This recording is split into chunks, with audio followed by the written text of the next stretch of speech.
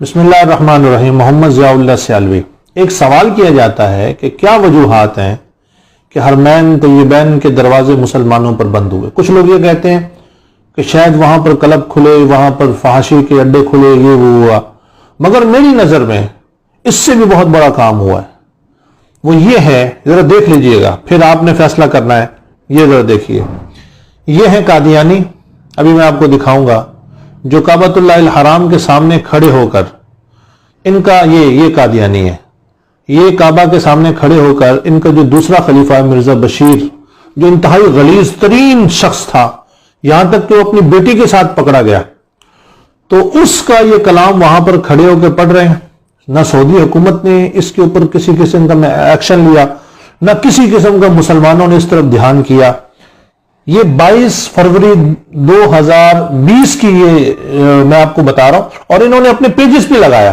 کس طریقے سے میں اگر آپ کو دکھاؤں تو یہ کہتے ہیں کہ شاید تاریخ احمدیت میں پہلی مرتبہ ہے کہ ہم وہاں پر گئے اور ہم نے مرزے کا کلام پڑھا۔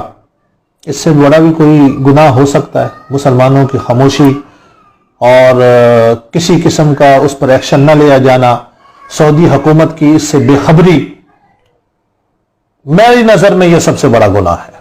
یہ جو قادیانی وہاں پہ گئے، اس کا نام اعجاز کامران ہے، اور یہ لوگ خبیث، وہاں پر لانتی غلیظ ترین لوگ۔ اب یہ بتائیں، جب یہ حضور علیہ الصلوۃ والسلام کے روزے پہ جاتے ہوں گے تو ہمارے لیے کتنا بڑا سوالیہ نشان ہے۔ حضور کے سامنے گویا یہ کھڑے ہو کے کہتے ہوں گے کہ اے محمد صلی اللہ علیہ وسلم، ہم آپ کے ختم نبوت کے منکر، آپ کی پوری امت مری ہوئی بے غیرت ہو چکی ہے، اور ہم یہاں پر اپنے ناپاک جسموں کے ساتھ، ناپاک قدموں کے ساتھ آپ کے روزے پہ کھڑے ہوئے ہیں۔ تو پھر تو مسلمانوں کے لیے دروازے بند ہونے ہی تھے میری نظر میں۔ بہرحال میری نظر میں حرمین طیبین کے مسلمانوں پر دروازے بند ہونے کا سب سے بڑا یہ واقعہ ہے۔